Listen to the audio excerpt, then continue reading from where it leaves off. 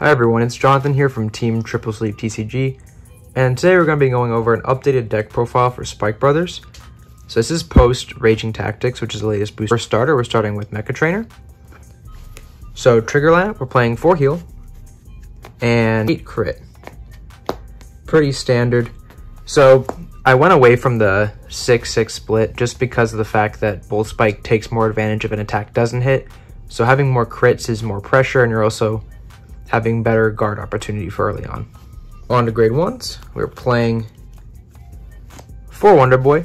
People are taking this card out, and at first I was as well, but then I realized building soul is too important. So Bull Spike, Seafried, a lot of these cards use soul that you're going to be going into for your later rides.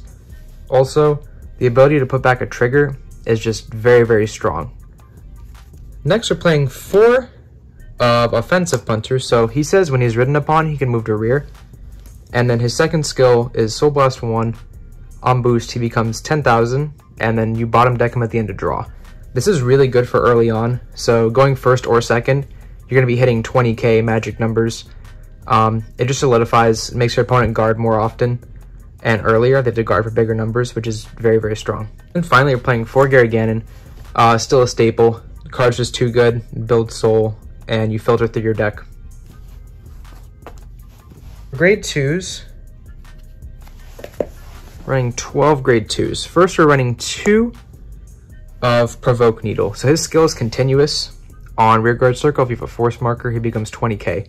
So on your opponent's turn as well, this keeps him from getting really attacked very often or poked by Excel decks.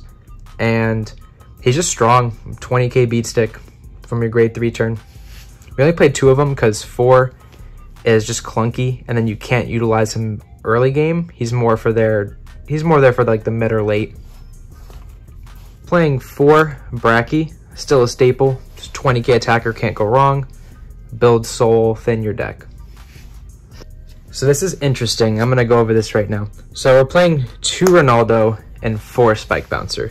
So Ronaldo's a new card to come out that says 1 place from hand, counterblast 1, and put a card from hand into soul. And you check equal to your Vanguard's grade, and then you call up to 3 of those cards. So the issue I have with this card is it takes a card from your hand, and a lot of times early you want to be holding on to your pieces or thinking about plays that can just secure you more tempo and more control of the game. And then also you run the risk of, on your grade 2 turn, if you ride him and you put a card from hand in, you're already negging 1. So you check the top 2. If you get a trigger, it's just not worth. So you call 1 card, and it's just very underwhelming. That's the issue. However, if you get on grade 3 and you can secure 2 units, it's not bad and it builds soul, but I think he's more of a late game card. Spike Bouncer, however, is just super versatile. So not only can he go into soul and draw for his second skill, but the first skill lets you basically just call 1, but without putting a card from hand into soul. So he's essentially just helping you keep your hand. He's a better ride target.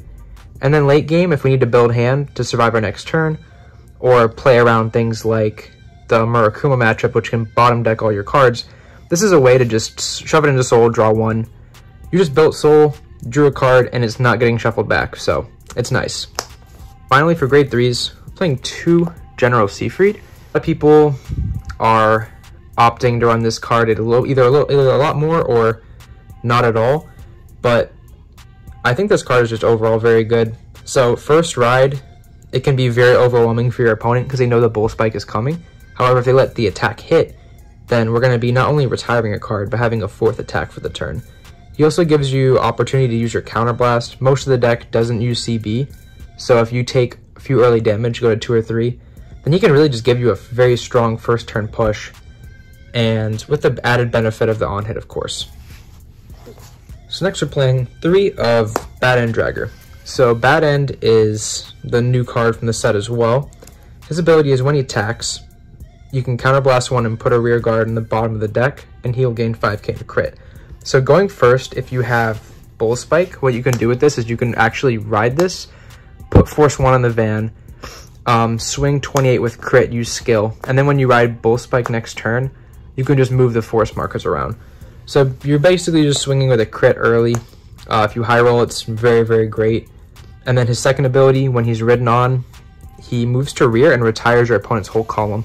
This can be very good for certain matchups. A lot of decks are rearguard reliant. It's not really great against things that tuck in board like Pale Moon, but against things like Murakumo, Shadow Paladin, any other deck that requires pieces or likes to have a board, it can help disrupt it. Finally, we're playing 4 Bull Spike. This is our new boss of the deck. I love this card. It's so much fun to play. Moving force markers is an awesome mechanic.